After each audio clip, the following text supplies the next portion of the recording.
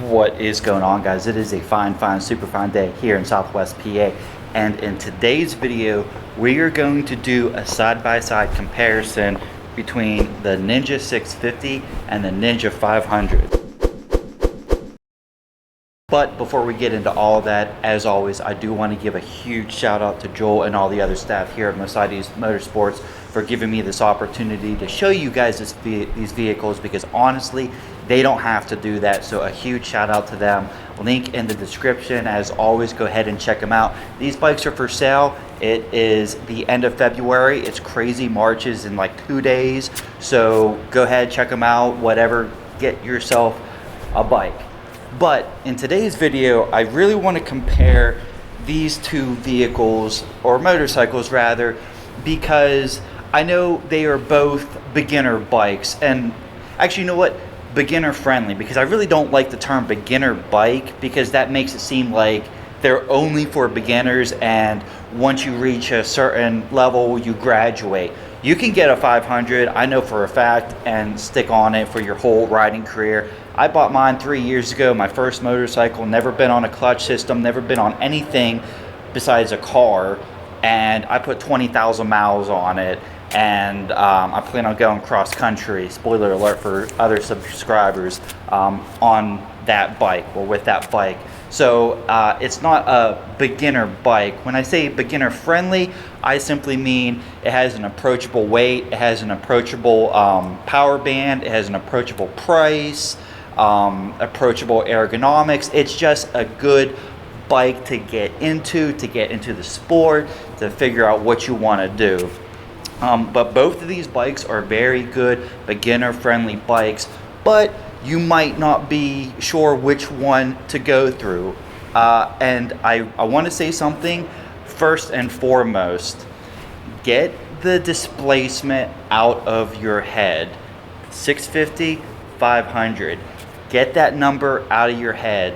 Same thing with the 400 too. I want to say this real fast.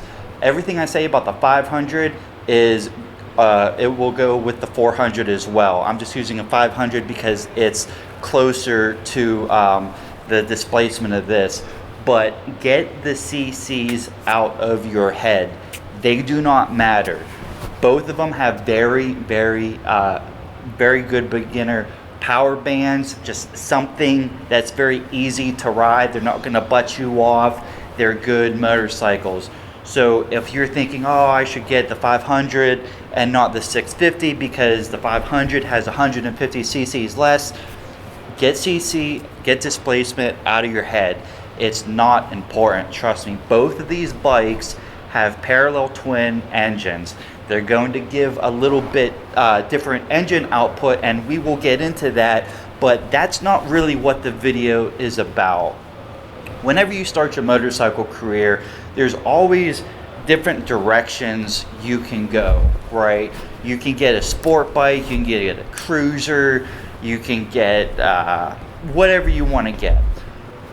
But eventually they branch off, right? And you can start getting into different kind of motorcycles.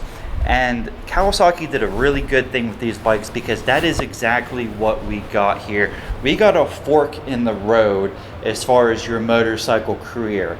Now, if I'm being honest, you really probably won't know where you want to go until your first year or two of riding. I started a Ninja 650, and my second motorcycle I want is a Kawasaki Voyager 1700, a totally different motorcycle, but it's in the same realm, believe it or not.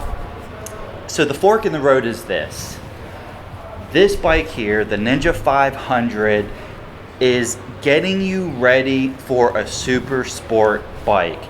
The ergonomics on this are very comfortable, but they do get you slightly ready for a ZX6R or a super sport motorcycle. The 650, on the other hand, does not do that. The 650 gets you ready for another touring bike, because that's the fork here. The Ninja 650 is called a sports touring bike. If we look here at the handlebars, we see that they're very up And I'll sit on the bike here in a second to show you ergonomics, but the handles are very upright. You are in a very positive body position. So that gets you really comfortable. You're not over top of the motorcycle. You are just in a very upright, comfortable position. It's a touring motorcycle, meaning you can take this long distances. I know that for a fact because the longest I took my 650 on was, what was it? Was it 14 hours or 15 hours? I was chasing the eclipse or whatever the heck I was doing that day. So I can tell you, you can definitely be on these bikes for a long time. You're going to feel it, you're going to be sore, but you can definitely do that. With this bike, on the other hand, if you look at the handlebars, you notice we kind of have a triple clamp system going on. Now, it's still very upright. It's still an upright body position, but you are starting to get into that realm of super sports, right? Because a super sport is going to have a super aggressive body position, and that's kind of what this motorcycle and the Ninja 500 are doing, right? They're starting to get you prepped and ready for that body position without giving you the crazy engine that goes with it. Again, the 650, on the other hand, if you look at the handles, they're a lot more up. You have a bit of a razor here, like the triple cam would be down there, but we have a nice razor up here, so it's even more upright. All right, so a little bit about the difference in specs in between these two motorcycles. So we already said this is a 649cc parallel twin. This is just shy of 500 cc's. Again, both motorcycles are parallel twins. There is a little bit of a difference in the power band, obviously. The 650 cranks out 67 horsepower at 8,000 RPMs, and the 500 cranks out 51 horsepower at 10,000 RPMs. So that's kind of a big, that's kind of a notable point, is where the peak power is. These red line at 10, they go all the way up to 14, so, or 12, excuse me. So notice that with the 500, you're going to get your peak horsepower way further into the power band. It's getting that screaming engine that a lot of people really like and appreciate whenever they're getting the super sport bikes.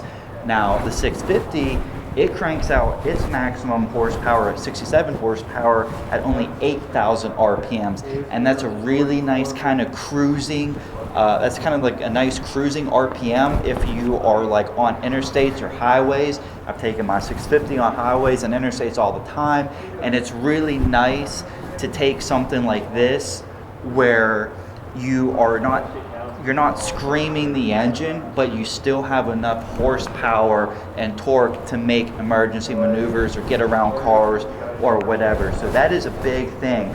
67 horsepower at 8,000 RPMs, 51 horsepower at 10,000 RPMs. Torque comes in at 48.5 at 6.7 thousand RPMs, and 31.7 RPMs at 7.5 thousand RPMs, or 31.7 foot-pounds of torque at 7.5 thousand RPMs. Again, we're getting into that situation where they kind of want you to get that sport bike experience without that sport bike feel. So with this one, again, you're going to be cranking down that throttle, you're going to be getting the RPMs up super high.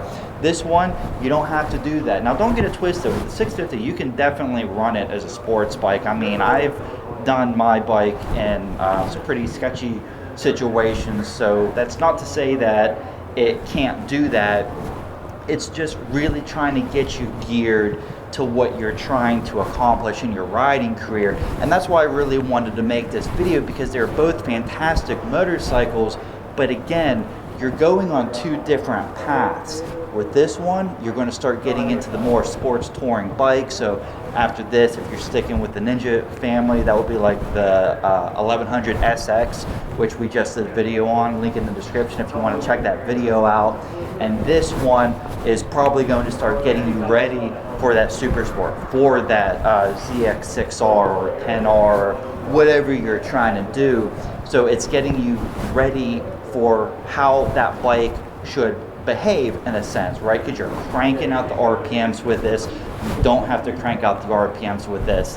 That's a huge reason why I went with the 650 over the 400 whenever I was contemplating which motorcycle to go with, because I knew, watching a bunch of videos, I see a bunch of people with the 400 and they're a great bike, but I don't want to be cranking down the throttle, screaming the engine just to hit 75,000 or 75 miles an hour. I like comfort, so I don't want that in a motorcycle, and that's why you get the different kind of engine performances with it. Again, same engine, you know, parallel twin, it's the same engine, they're just configured a little bit different. Seat height really isn't that much of a change. 31.1 inches for the Ninja 650, 30.9 inches for the 500. I will say the big difference between these two bikes, and don't let this scare you, because this honestly was my biggest hurdle, was the weight. Whenever you first see these bikes, you don't really understand how heavy they are until you get on them. But let me tell you, weight was the scariest thing for me, but that went away in like a day. It's not a big deal at all. You'll get used to it a lot. But just moving this 500 around, I can tell you for sure that this thing is so much lighter than the 650. Like, it's insane how much of a difference it is. The 650 comes in at 423 pounds wet, so wet means it has all the fluids in it, gas, oil, coolant, all that fun stuff. The 500 comes in at 379 pounds. Now, that might not seem like too much, but it can make a difference. But don't let that deter you in either which direction. You know, don't think that that's too little, don't think that's too big. It's not a big deal as far as weight goes. Both of them sitting on it, I'll sit on it here in a couple seconds.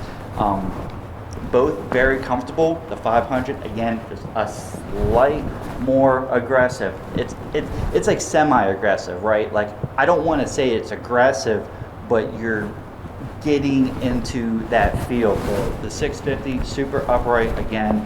I mean, the handlebars, you're super relaxed.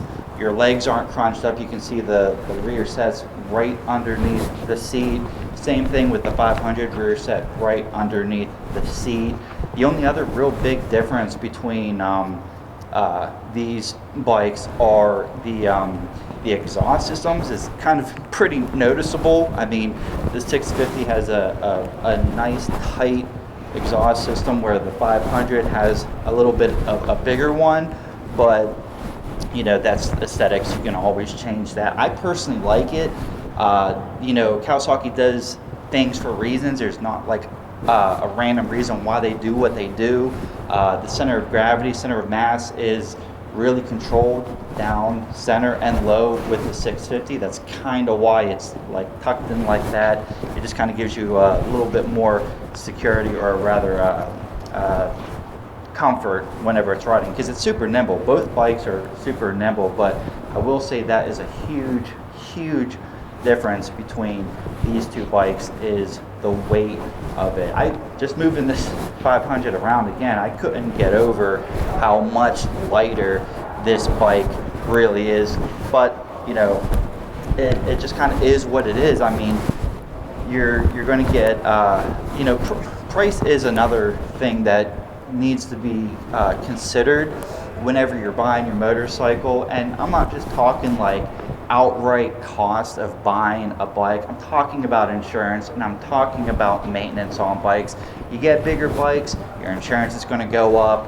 You're going to have a lot more maintenance. If you know it's a big bike, you're going to are having more things to take care of. So just something to consider whenever you're getting your first bike. You don't have to get the biggest, baddest bike. Get into the sport, and that's just what I really like about both these motorcycles. This class in general, not just Kawasaki's. I know I'm always kind of biased towards Kawi, but you know, it was my first bike and it just kind of is what it is.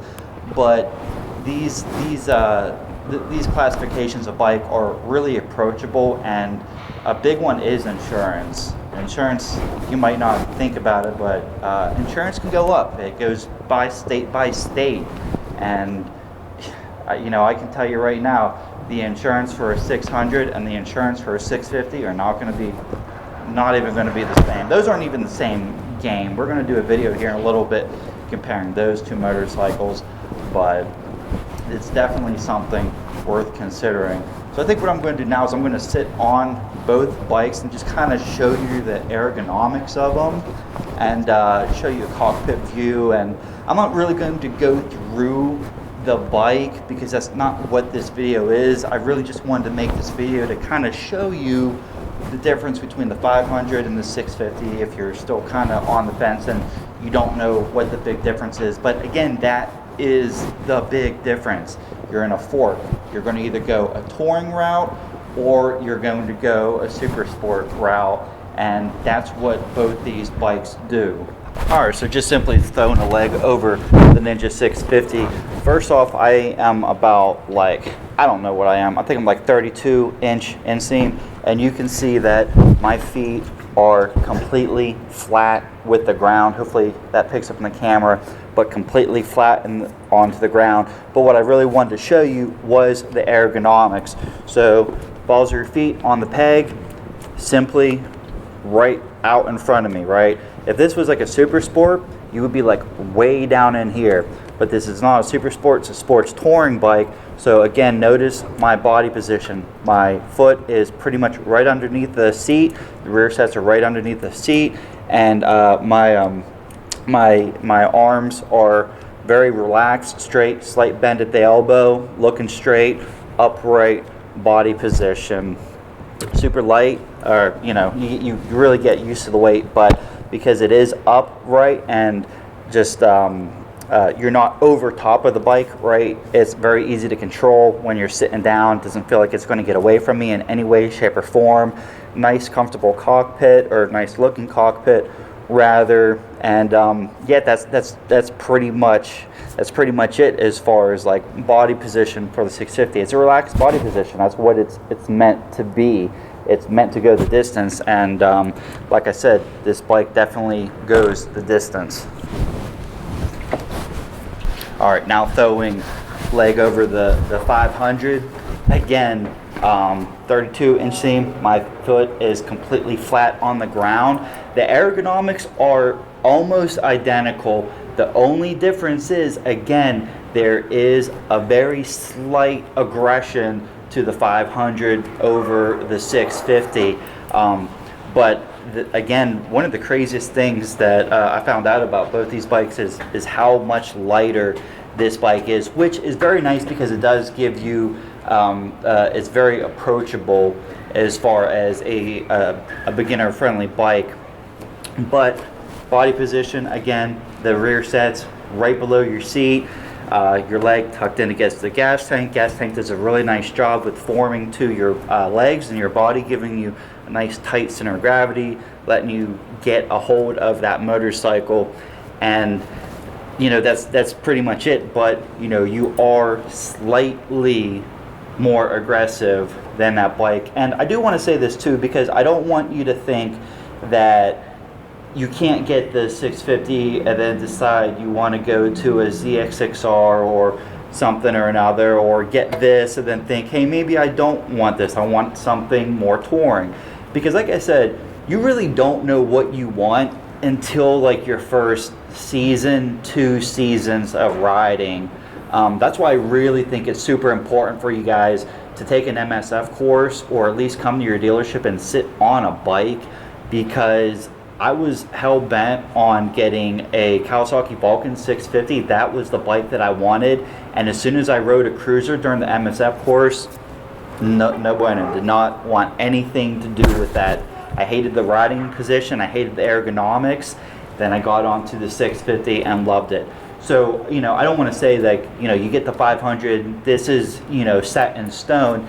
It's just, I just want to give you a little bit more information to help you make a decision. I don't care what you get. I mean, if you want to start on an H2, I mean, that has nothing to do with me. But what's really nice about beginner-friendly bikes is they allow you to work on your skills, because I don't really care what anybody says. If you're going to start on a ZX6R, you're not going to be able to maneuver the bike to your best ability. Yes, the bike can do that, but that's going to be more advanced stuff, and if you've never been on a bike, you're going to lose an opportunity. You know, you only learn certain things once. So, I mean, just enjoy the learning process is what I can say. I do want to hook the camera up to me to show you the cockpit of both bikes. I do like the 500's cockpit. It's definitely different than the 650. They updated, well, they didn't update it. This is new, but I know the 400 got updated. But I really like the display on this. So I'm going to go ahead, swap cameras around, and I want to show you that really quick. Okay, so kind of what I wanted to do real quick is just sit on both the bikes and kind of show you the cockpit, because they are different and it is worthwhile showing you this. So this is, of course, the Ninja 650. So again, the biggest thing about this bike is going to be this razor right here, as well as some technology and the TFT display. There is a slight difference in that too, but just going over and looking at the cockpit of the bike, you can see a really nice TFT display. I'll zoom in on this, I'll show you all this. Just a really nice TFT display, very easy to navigate through, just using this up and down button, and you can change settings in there. I'm not going to do that, that's not really the point of the video, but it just has everything that you need, just basically everything that you need without overwhelming you in technology. Now, this bike is a little bit more technical than the 500. The 650 seems like it has a little bit more tech, just because of the touring capabilities and just kind of the general idea of what this bike is as opposed to what that bike is. But you do have a trip A and a trip B, which is a really nice, useful tool, believe it or not. I use mine a lot for my tires and for my oil, so I kind of know where I'm at, especially tires. Tires are very expensive, so it's nice to kind of keep track of where you're at with your tires, and you know, maybe you need to get some, move some money around or whatever to get you ready for that. So trip A, trip B, very nice. Again, you have your fuel gauge, you have your battery information, your average fuel consumption, and your range, and all that fun stuff. Holding this button down, you can change the backlight display. It's not that big of a deal, but you know, it's there. But that's really the biggest thing with the cockpit of this, is a little bit more technology that you can play with. A different TFT display, kind of a little bit more interactive TFT display, but again, it's these razors here, slipper clutch and slipper clutch assist, all that fun stuff. So clutch assist makes a very nice, easy pull bike and all that fun stuff. Just makes it very approachable. Again, that's kind of the whole point of this bike. Jumping on the 500 now, the first thing we got to do is probably change the camera, because the seating position is a little bit different, and it is a little bit different. Again, notice the triple clamp. I mean, it's not like a legitimate triple clamp, because it's still slightly raised, but again, just sitting on it, you are slightly bent over and your elbows are pointing slightly down, as compared to the 650, where you don't have that. The 650 is just a little bit more, but you would be surprised on how much of a difference that can actually make. But the display on this bike, I like it. It's simple. It's kind of like the analog, just like very simple display. Notice on this side you don't have all of the buttons that you had on the 650. 500, you just kind of got your four ways, you got your turn signals, your horn, and all that stuff. And it looks like you can navigate through the display with this up here. Pressing down is going to adjust these down here, and the top is going to adjust that. But you know, that is kind of like the big point between these bikes. Another thing that I really like about these bikes are the mirrors, because they actually work very well. They're not vibrating. They are attached to the bike themselves and not like the handles, so you can actually see behind you if you do want to get into a little bit more of an aggressive body position and all that fun stuff. But the mirrors work great on the 650 on both of them. And yeah, you know, that's pretty much it. That's pretty much all I really wanted to do with this video. I don't want this to be like too long of a video, because there's really no point of it being too long. I just really wanted to share that information because I know I had a lot of people ask me between, you know, these bikes, and that's like the real big difference between this bike, the Ninja 500. Again, you're kind of getting into the super sport feel. You're getting a little bit of the clip-on action. Your rear sets are still right behind you. The gas tank holds very nicely to your leg, so you're getting that nice, tight, secure feeling. But again, your rear sets are right behind you. Seat height is just a small difference between the 650, not much, but you know, that's pretty much it between these two bikes. I want to get off and kind of show you them again. I guess I could show you with the lights on with the 500. The 650 is the same. These bikes are really nice because the lighting in them is actually designed by Kawasaki to help your eyes see better, to identify what's going on. So I really think that's cool. LEDs all around, no cheap stuff. All good LED lights, super bright turn signals the same. As far as like stopping power and all that, you get good brakes with both of them. I mean, you have a little bit of a different braking system, not much, but you know, with this one you have the pedal style rotors. This one you have a different kind of rotor. Still, you see the holes in them that are going to give you better heat dispersion, so that just helps with not, you know, overworking or overheating the brake and all that stuff. But overall, fantastic bikes, man. I really enjoy my 650. I'm sure you would really enjoy the 500. The trick is to just first off get what you want. You know, I don't care what you do, get what you want, whatever makes you happy. But I really wanted to make this again just so you can see the difference. So just get displacement out of your head. Displacement doesn't matter. In this situation, displacement doesn't matter.